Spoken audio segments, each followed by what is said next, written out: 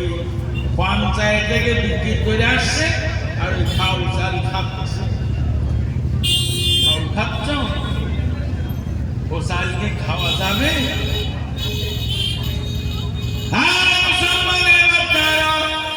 মদিনার মসজিদ নববী শরীফে রাসূল পাক সাল্লাল্লাহু আলাইহি ওয়াসাল্লাম সরকারি মাল বন্টন করছিলেন। ওই গরিব আর এতিম মিসকিনরা দাঁড়িয়ে গেছে ওই লাইনে। হযরত হাসান হোসেন রাদিয়াল্লাহু তাআলা আনহু দুই ভাই দাঁড়িয়ে গেছে। নবী এমনিতে হাসান হোসেনের বিরাট ভালোবাসে। সেই দেখতে দুই ভাইকে ধরে শুধু চুমো খেতে। আজকে দুই ভাই ওই লাইনে দাঁড়িয়ে, নবী সরকারি মাল দেওয়া তো দূরের কথা, দুই ভাইয়ের উপরে চোখ গরম করে দেখেছে। দুই ভাই কাঁদতে কাঁদতে বাড়ি ফিরে এসেছে। রাসূলুল্লাহ গনিমতের মাল বন্টন করা শেষ করেও সরাসরি ফাতেমা রাদিয়াল্লাহু তাআলার ঘরে গেছেন। ওগো বেটি, ওদের দুই ভাইকে সরকারি মাল লওয়ার জন্য পাঠালো। নবীর বেটি ফাতেমা বললেন, আব্বা বাড়িতে আজকে 3 দিন হাড়ি উনানে ওঠে, ক্ষুধা জ্বালা কাটাকাটি করছিল তাই পাঠিয়েছি। আল্লাহ নবী বললেন, মা ধৈর্য ধারণ করো, আমার সরকারি মাল খাওয়ার নিয়াত করো না।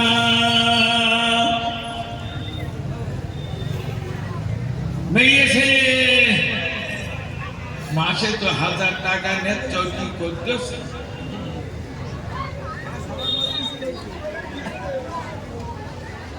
তোমার কবরে তো জাহান্নামের আগুন দিয়ে জ্বালা, টাকা নেবা? মুসলমান মনে রাখতে খুব ঠান্ডা মাথায় সত্য হলো। না না না, আপনাদের দোয়ায় আমি অনেকগুলো মসজিদ মাদ্রাসা তৈরি করেছি। বিশেষ করে ভবানীপুরের মতন জায়গায় আমি একটা মাদ্রাসা তৈরি করেছি, যে মাদ্রাসায় 550 বাচ্চা পড়ে। 1 কুইন্টাল চাল, 1 কুইন্টাল গোশ, 1 বস্তা আলু রান্না করতে হবে, একে সাজে খেয়ে যাবে। ভবানীপুর মাদ্রাসায় এবছর 30টা ছেলে বুখারী পাশ করে পাগড়ি নিয়েছে। আগামী রমজান বাদে এবার আমরা মুক্তি বিভাগ করতেছি। আমার 26 জন স্টাফ, আবার 3টে হুজুর নিচ্ছি। একটা হুজুরি 15,000 টাকা করে মাইনে দিতে হবে মাসে। 3টে মুক্তি দিচ্ছে। বছরে প্রায় 1 কোটি টাকা খরচ। তো লোকের কাছে হাত পেতে টাকা চায়, কেউ ভালো মুখী দেয়, কেউ কালো মুখী দেয়, কেউ ফিরিয়ে দেয়, কেউ 2 কথা শুনিয়ে দেয়, আবার 2-1 ফোন করে ডেকে টাকা দেয়। আমি এর কাছে চিনি না, 50টা বছর ধরে এ জাতি জড়িয়ে খাচ্ছে। আমি এটা বিরাট চিনি। সবগুলি টাকা মসজিদ মাদ্রাসায় খরচ হচ্ছে। ধনী গরিব সকলের কাছে আমি হাত পাতি, বাজারে কালেকশন করছি। তো এক ফকির এটা বস্তানে বসিয়ে, এটা বাসনে বসে বসে পয়সা চাচ্ছে। তো অনেকটা খুচরো পয়সা হয়ে ফকিরের কাছে বলছি, ফকির সাহেব মাদ্রাসার জন্য কালেকশন করছিল, তা তুমি কিছু দেবা? যেহেতু হুজুর 10 টাকা নেবে, নাইলে হাত দেবে। আর আমার ছাত্ররা বলতে হুজুর ফকিরের কাছে টাকা নিচ্ছে। আর তুই দেখ বাবা, এই ফকিরি 10 টাকা কিছুই হবে না, তবে ওরে না মাদ্রাসায় একটু শরীর করে দিস। ধনী গরিব সকলের কাছে হাত পাতে। এক বড় লোকের বাড়ি, গ্রামের নামদার বলছি যতবার যায় গেলি বলে হুজুর মাদ্রাসার জন্য এগিয়েছেন, তা আপনি তো 2-10 টাকা নেবেন, একটু বেশি মতন নেবেন, আজকে বহুত হারামি দেয় না বল। সেই গ্রামের ভেতর দিয়ে একদিন যাচ্ছে, তা দেখি 3 রাস্তার মোড়ে অনেক যেটা যুবকের ডেকে বলছি খোকা কি এত লোক এখানে, তাদের মোল্লার মেজি ছেলে ধরা পড়িয়ে গেছে। আচ্ছা কেন চুরি করে যেতে না, অমুক লোকের বউনে চলে গেল। এখন এই কয়েক মাস পরে বাড়িয়ে মা খেয়েছে হুজুর পায় বাপ, ওই দেখেন ওই যার বৌরি নিগল ওরে 80,000 টাকা জরিমানা করে, 80,000 টাকা না দিলে ওই বউ নেবে না। ভাই টাকা খরচ হচ্ছে, হ্যাঁ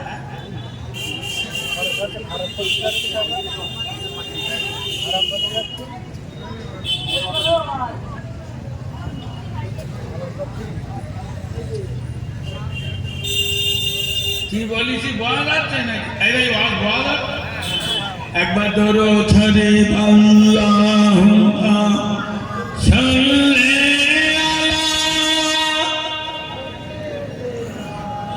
মাওলানা মুহাম্মদ ওয়া আলা আলি সাইয়্যিদিনা।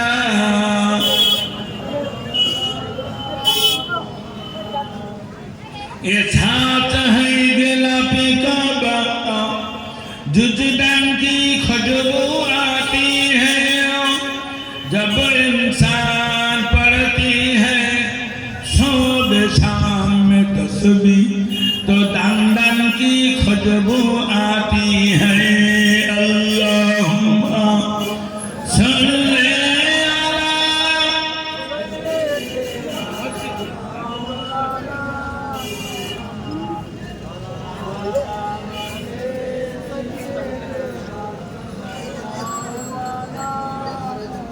ঠিক 1 বছর পরে সেই গ্রামের ভেতর দিয়ে যাচ্ছে, দেখি প্রাইমারি স্কুলের সামনে 3-4 লোক। একটা ছেলে দেখে জিজ্ঞেস করছি খোকা কে রে, দেখেছে ওই মোল্লা সেজেছিল ধরা করে। আচ্ছা কি করি, যদি অমুক লেখে যুবতী মেয়েনে চলে গেলে বোম্বাইতে, এই 6 মাস পরে পাওয়া গেছে। মা খেয়েছে হুজুর পায় বাপু, ওই দেখেন 1.5 লাখ টাকা জরিমানা হয়েছে। দেখেছেন টাকার কাজ খরচ হয়, কার টাকা কোন পথে খরচ হয়ে জবাব দেওয়া লাগবে। নাম ঠিকানা সব জানি বলো, মাই কি বললি, মাই যাকে আমি বলি সব জানি।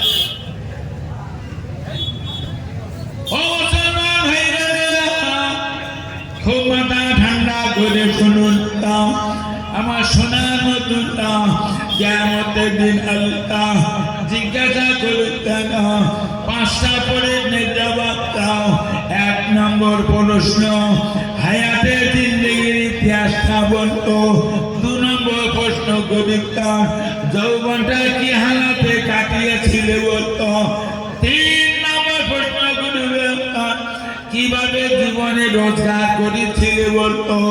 4 নম্বর প্রশ্ন টাকা কোন পথে কত খরচ করেছিলে বলতো। ও ছেলে মেয়ে আল্লাহ 5 নম্বর প্রশ্ন করিতাম, আমি তোর জ্ঞান দিয়েছিলাম, জ্ঞান অনুপাতে আমল করছ কত বলো। সৃষ্টিকুলের শ্রেষ্ঠ জীব তার নাম মানুষ। এত জ্ঞান বিবেক বিবেচনা আল্লাহ কাউকে জানে, আর সমস্ত জীব জানোয়ার সব বলো মানুষের কথা শোনে। বড় একটা জীব হাতি, এই মানুষ হাতিনি যা বলতে চাইছে, বড় বড় বিষাক্ত সাপগুলো এই মানুষ হাতের জন্য খেলা দেখাচ্ছে। কথা বুঝতে পেরেছে? তাহলে জ্ঞানের হিসেব দিতে হবে। জ্ঞান দেশে আল্লাহ হুকুম না, জ্ঞানের হিসেব দিতে। প্রত্যেকটা নারী পুরুষের জ্ঞানের হিসেব দেওয়া লাগবে। এক নম্বরে প্রশ্ন, হায়াতের জিন্দেগির ইতিহাসটা বলত। 2 নম্বর প্রশ্ন, কিভাবে যৌবনটা কাটাইয়েছিলে বলত। 3 নম্বর প্রশ্ন, কিভাবে রোজগার করেছিলে বলত। 4 নম্বর প্রশ্ন, টাকা কোন পথে কত খরচ করেছিলে বলত। 5 নম্বর প্রশ্ন, আল্লাহ বলতাম আমি তোর জ্ঞান দিয়েছিলাম, জ্ঞান অনুপাতে কত আমল করেছ বলো। জ্ঞান দেশে আমল করার। এরপরে আল্লাহ আমাকে নিয়ে যখন বিচারে বসবে, তখন দানি হাতি বাদ জেলার লোকের দরকার হবে। আমার যখন বিচার হবে তখন আপনাদের প্রয়োজন হবে না। আমার গ্রামের মানুষই আমার আল্লাহর প্রয়োজন হবে না। আমার আল্লাহ 4-7 দিনে বিচার করবে। আমার যখন বিচার হবে রানী হাতির লোক জানতে পারবে না। মহান আল্লাহ কোরআনে বলেছেন, যুবক যুবতী শুনে নাও। মহান আল্লাহ কোরআনে বলেছেন, ওয়াইন্না আলাইকুম লাহাফিজিন কিরামান কাতিবিনা ইয়ালামুনা মা তাফআলুন। আল্লাহ কোরআনে বলেছেন, প্রত্যেকটা নারী পুরুষের জন্য আমি 2 জন করে সম্মানের লেখক নিযুক্ত রেখেছি। ও ছেলেরা মেয়েরা, 24 ঘন্টা ভালো মন্দ কাজ যা করেছি তারা 2 জন লিপিবদ্ধ করেছে। আল্লাহ বলেছেন, ফামাইয়ামাল মিসকালা যাররাতিন খায়রান ইয়ারা ওয়া মাইয়ামাল মিসকালা যাররাতিন শাররান ইয়ারা। সরিষার দানা পরিমাণ নেকির বদলা দেব, সরিষার দানা পরিমাণ পাপের বদলা দেব। আর সারাদিন 10 বার সুবহানাল্লাহ বলেছি, সেটা লিখেছে বলো। নামাজ পড়েছি, কোরআন শরীফ পড়েছি, তসবিহ পড়েছি, লিখেছে বলো। দুপুরবেলা 8 ঘন্টা ক্যারাম বোর্ড খেলা করলাম, যদিও ক্যারাম বোর্ড খেলা হারাম, সেটা লিখেছে বলো। বিকেল বেলায় একজনের বই হাত ধরে তুই আর কি মেরিল, ওটা লিখেছে বলো। দুপুর বেলায় একজনের কাছ থেকে 5,000 সুদের টাকা গুনে নিল, ওটা লিখিনি বলো। কি বলতেছে? হ্যাঁ, সব লিখছি। কিয়ামতের দিন আপনি দেখবেন আপনার পাশে দাঁড়িয়ে গেছে কিরামান কাতিবিনের হাতে করে আমলনামা 1 নম্বর সাক্ষী। প্রত্যেকটা নারী পুরুষের কবর দেওয়ার সময় আমরা কাফন করে একটা সাদা কাপড়ের মাঝখানে গোল করে কেটে, ও নারী হোক আর পুরুষ হোক, ওর মাথাটা পার করে একটা জামা তৈরি করতে হয়। এটা মেয়েদেরও দেয়, এটা পুরুষেরও দেয়। মাথার দিকে 1 বিঘা, পায়ের দিকে 1 বিঘা, লম্বা লম্বা 2টো চাদর নারীরও দেয়, পুরুষেরও দেয়। 3টে দড়িতে বেঁধে ওরে কবরে শোয়াইয়ে দেয়। আর ইমাম সাহেব ওপরতে বলে দেয়, দড়ি 3টে খুলে দাও, তাই বলে। মেয়েদের 2টো কাপড় বেশি দেয়, ছোট্ট একটা কাপড় বেঁধে মহিলার মাথা চুলগুলো বেঁধে দেয়, আর একটা কাপড় নারীর ওড়না বানিয়ে দেওয়া হয়।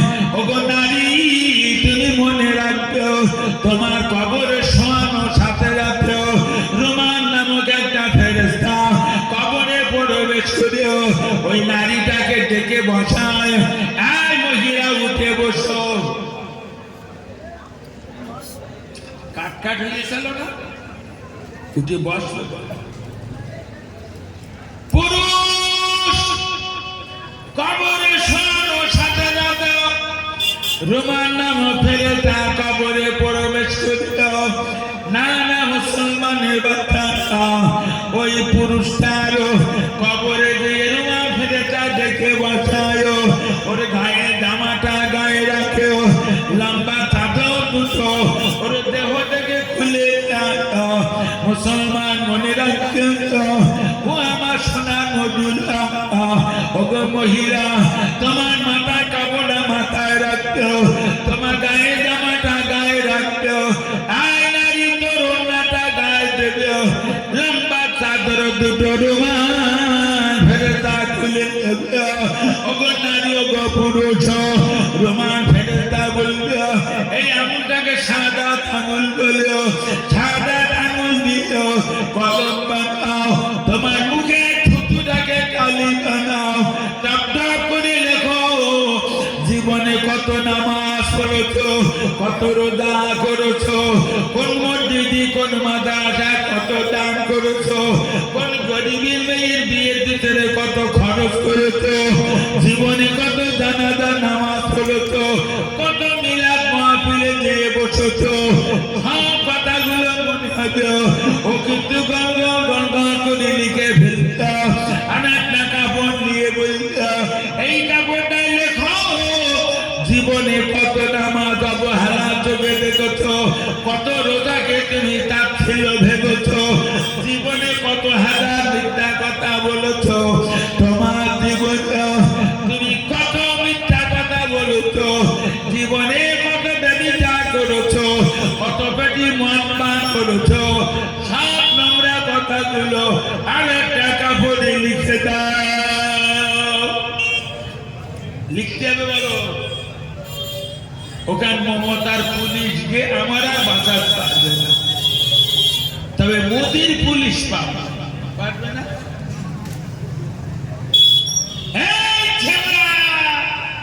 কোন পীরির বাপের ক্ষমতা নেই, তুই লে কবরে গিয়ে ছাড় পাবে ওই লোকগুলো। কে কবরে গিয়ে যদি বলতে পারে আমি অমিত শাহর বাচ্চা, কারণ রাষ্ট্রপতির বাচ্চা ছেড়ে দেবে। মনে রাখবে মুসলমান, কবরে বসে ওই লম্বা কাপড়ে কাপড় দুটো নিজে হাতে কবরে বসে জীবনের দুরকম ইতিহাস লিখে দাও। ও ছেড়ে দিলে কিয়ামতের দিন আল্লাহ 3 নম্বর প্রশ্ন করিয়া আল্লাহ কোরআন পাকে জানিয়েছেন, আল-ইয়াওমা নাখতিমু আলা আফওয়াহিহিম ওয়া তুকাল্লিমুনা আইদিহিম ওয়া তাশহাদু আরজুলুকুম বিমা কানু ইয়াকসিবুন।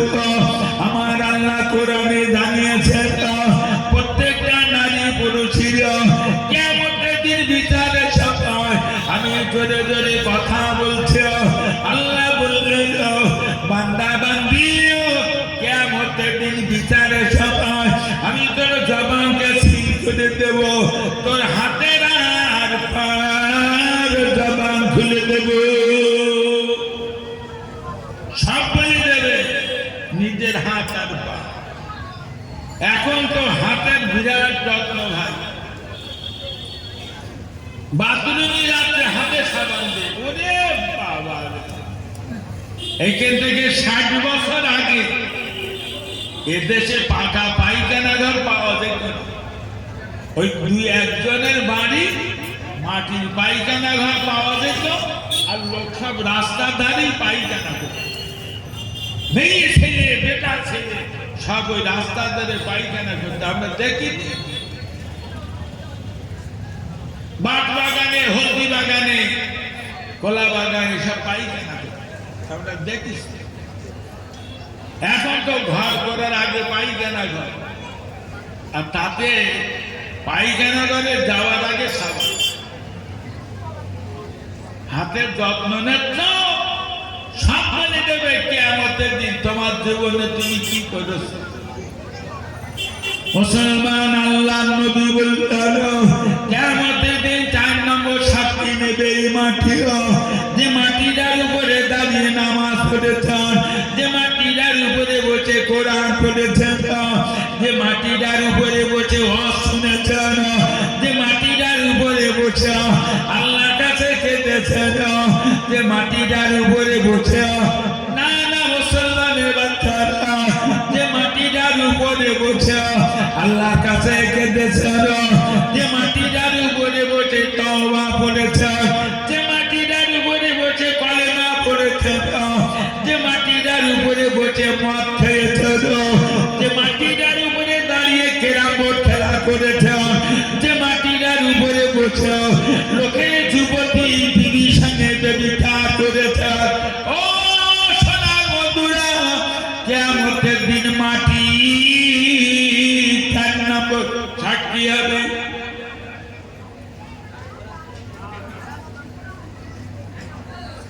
অনেক আগে যখন ওয়াজ করত তখন দেশে প্রচুর পরিমাণ টেপ রেকর্ড থাকে, এরকম ছোট বড় নানান রকমের টেপ রেকর্ড মেজাজটা মিলা যায়, তার গাছ দেখি কন্টিনিউসটা কে যায়।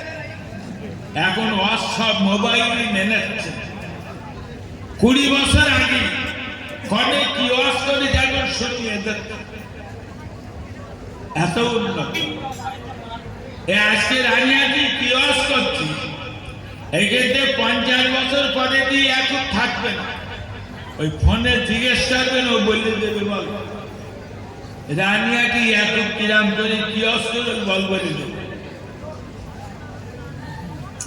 আচ্ছা ভাই, এই ফোনের ভেতরে ওয়াজগুলো ধৈর্য করে কি বলে,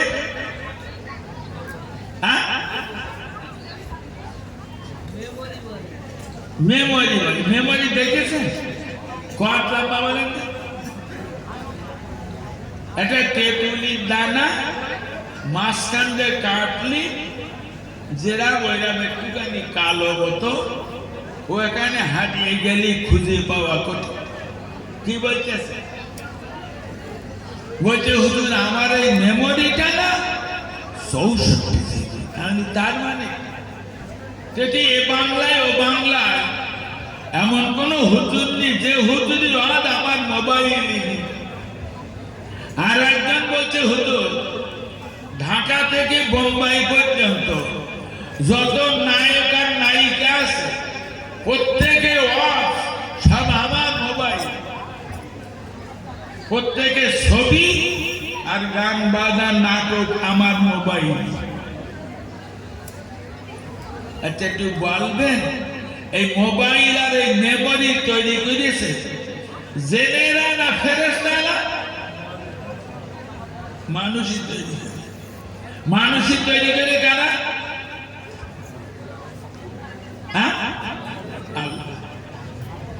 আল্লাহর সৃষ্টি মানুষ, আর মানুষই তৈরি মেমোরি আর মোবাইল যদি এত উন্নত মানের হয় একটু বলবেন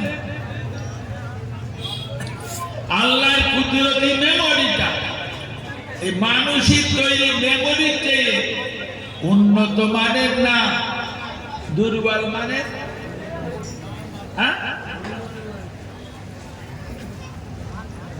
সেমলে যায়।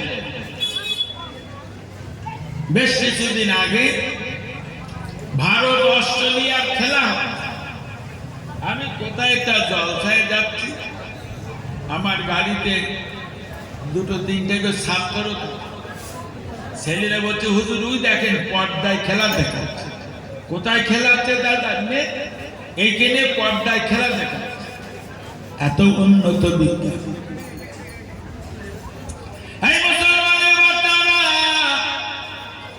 কিয়ামতের দিন আল্লাহ পাক 4টে সাক্ষী নেবে, আর তার কুদরতি মেমোরিটা বড় পর্দায় লাগিয়ে দেখতাম। দেখে না কোন জায়গায় দাঁড়িয়ে সুদের টাকা গুনেছিল, দেখে কোথায় দাঁড়িয়ে লোকের বোধ হাত ধরে টানাটানি করিল, কোথায় বসে মদ পান করেছিল, কোথায় লোক বসে লোকের বিবির সঙ্গে ব্যভিচার করছিল, ওই দেখে কুদরতি মেমোরি লাগিয়ে দেব, এদিকে চারটে সাক্ষী দেব, তাহলে কি বলতাম আমার বিচারে সময় রানীহাটি লোকের দরকার হবে আল্লাহ, আমার গ্রামের লোকের দরকার হবে, আমার দিদি ছেলে মেয়েরও দরকার হবে। যার শেষ মরার মতন হয়েছি না ভাই, চেয়ারে থেকে কিরা মনে হচ্ছে কোন দিন মসজিদের ঘোষণা দেবে, কাল জোহর জানা এদিক বলে না বোঝায় না, মসজিদই বলে। আমারও বলার টাইম হয়ে গেছে। এই বাগজেলা এলাকায় একটা ছেলে পাওয়া যাবে, আমার সঙ্গে কবরে যাবে, 5 লাখ টাকা দেব, গুনি একদম হ্যান্ড ক্যাশ দেব, টাকাটা বউদার হাতে দিয়ে বলবেন তুই এই টেনে ভাঙিয়ে চুরিয়ে খা, আমি এতদিন কবরে যাচ্ছি। আপনি কি ভেবেছেন আমার কবরে আমার একা হিসেব দেওয়া লাগবে? কিয়ামতের মাঠেও আমার একা একা হিসাবের কাজ করে দাঁড়াতে, এ মানুষ কবে বসবে দেখা। অনেকে জিজ্ঞেস করলে বলে হুজুর আমরা তো অত বুঝি না।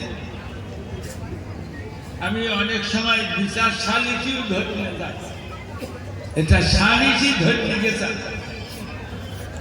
3টে বাচ্চার মা ছাড়ান হবে, বলতে না স্বামী স্ত্রী, তার ছেলের বাপ মেয়ের অনেক দোষ ত্রুটিতে গেছে, এই দোষ ওই দোষ এটা সেটা, আর মেয়ের বাপ ওই কথায় কথায় বলছে ছেলে মানুষ তো কয়েকবার বলছে। আমি চাষা কবার বলল ছেলে মানুষ, ছেলে মানুষকে ছেলে দিলে হয়, বোঝো না একটা ছেলে দিলে হলো কি? সব বোঝো, এটা বোঝো না কবরে গিয়ে কি হিসেব দিতে হবে। আপনাদের ইমাম সাহেব আমার জমির বাঁচাটা জমি কিনেছে, কিনে আমিনদের বেরিয়ে 10 হাত ফেলে উকিলের কাছে মৌরির কাছে হেঁটে হেঁটে পথ করে গিয়ে বলে রাত্রি ঘুম, ওই জমিটা কি করে বাঁচা, ওই বেলা বলতো কবরে গিয়ে কিভাবে আরামে থাকবে এর বেলা বলতো না, আর কবে বলতো মরিয়ে গিয়ে বুঝে কোনো লাভ। আমাদের ওখানে এক খুব বড় লোক মরিয়ে গে, তার দান ধান করতো না, জুমার নামাজও পড়তো, মাঝে মাঝে ঈদের নামাজ পড়তো। তা মরিয়ে গেছে, ছেলেরা বলতে বাপ তো সেভাবে নামাজ রোজা করিনি, একটা বড় মতন হুজুরে দিয়ে জানাজা করে নেওয়া হবে। তাই বড় একটা হুজুরে দিয়ে জানাজা করে এনেছে। কয়েকদিন বাদে আমি সেই গ্রামের ভেতর দিয়ে যাচ্ছি, এখন খুচরো খুচরো 2-3টে মাওলানা আমার ধরেছে বেঁধেছে, বলছে হুজুর একটু দাঁড়াবে গিয়ে সে অমুক লোক ওইদিকে শুনেছেন, তাহলে হ্যাঁ শুধু অমুক হুজুরেই গেল জানাজা করে কায়দা করে দোয়া করতে চলে গেল, আর 50টা 500 টাকার নোট খ্যাস খ্যাস করে দিতে দেবেনি হবে। হুজুর আপনারা কি বলতেছেন হবে? জানাজা মানে কি বলদি? আপনারা জানেন জানাজা মানে কি? জানাজা মানে আচ্ছা, মানুষ কবর দেওয়ার পরে আবার দোয়া করে না, এটি করে না। 1 মাদ্রাসার ছেলে হাফেজ সাহেবদের নিয়ে কোরআন খতম করে আবার বারবার তকবীর হচ্ছে। দুটো তিনটে মসজিদের মুসল্লিদের দাওয়াত করেছে, ১,৫০০ লোকের কলেমা খানে কি হয়, ১.৫ লাখ টাকা খরচ করে কলেমা খানি করে আবার দেবে। ওর মনে পোষায়। দুটো তিনটে হুজুর নে ও আবার জলসা দিচ্ছে, বিশাল বিরাটি করেছে আবার। এই যে বারবার তদবির করা হয় যাতে কবরবাসী ভালো থাকে, ভালো জিনিস করবে। কিন্তু আপনাদের জানা আছে তদবির আল্লাহর কালাম না? এসব লোক বুঝিয়েছে না কি বলতো, ইয়া যদি আজ বুঝতে পার না এরাম কোনা বোকাল লোকাল বলা কি বলছি। তদবিরির কেতাব আছে, তদবিরির কেতাবে লেখা আছে যে গাছে ফল হয় না এটা তদবির লিখে বেঁধে দিলি গাছে ফল হয়। যে মেয়ের শুধু মেয়ে সন্তান হয় স্বামী দেখতে পায় না, ওর তদবির করতে বেটা সন্তান হবে। জেনের তদবির আছে, পেট ব্যথার তদবির আছে, মাথা ব্যথার তদবির আছে, গরুর বাছুর হয়ে বান মেরে দুধ নষ্ট করতেছে ওর তদবির আছে। তদবির আল্লাহর কালাম, ও গাছে বাঁধলে উপকার হবে। তদবির লিখে গরুর গলায় ঝুলুনি কাজ হবে, তদবির লিখে মানকির গলায় ঝুলুনি কাজ হবে, তদবির লিখে মেয়ে ছেলের হাতে দিলি পুত্র সন্তান হবে। তবে আপনারা জানা আমার ধরবেন, আমি বলো তদবির করা লোক। এখন আমি কি খোকা বড় করে একটা তদবির লিখে বড় কামারের কাছে একটা মাদুলি তৈরি করে যদি সরের গোলায় ঝুলুনি আয় কাজ হবে। এসব লোক বুঝিয়েছে না, হ্যাঁ কাজ হবে। বড় করে তদবির লিখে সরের গোলায় ঝুলুনি কাজ হয়।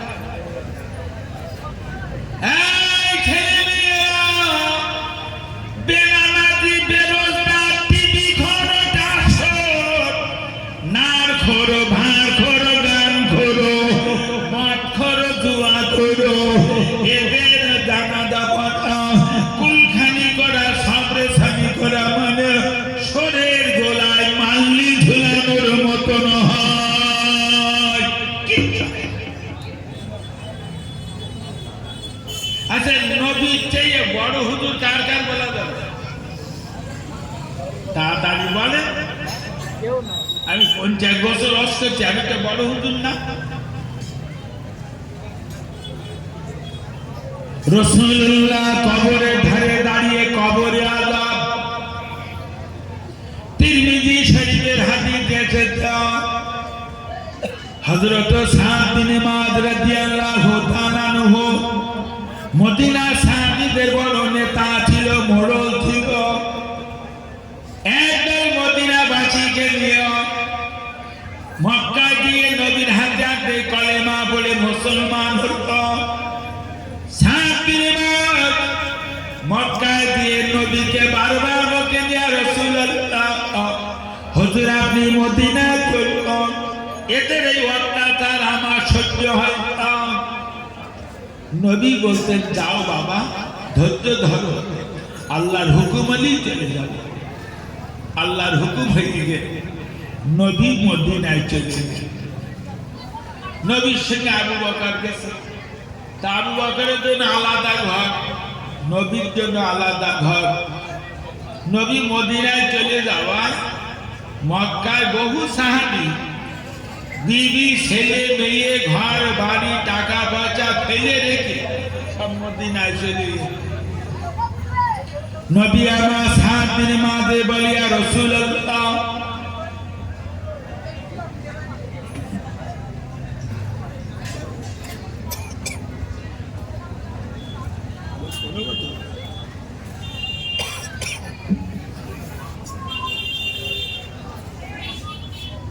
সে কি বলতো না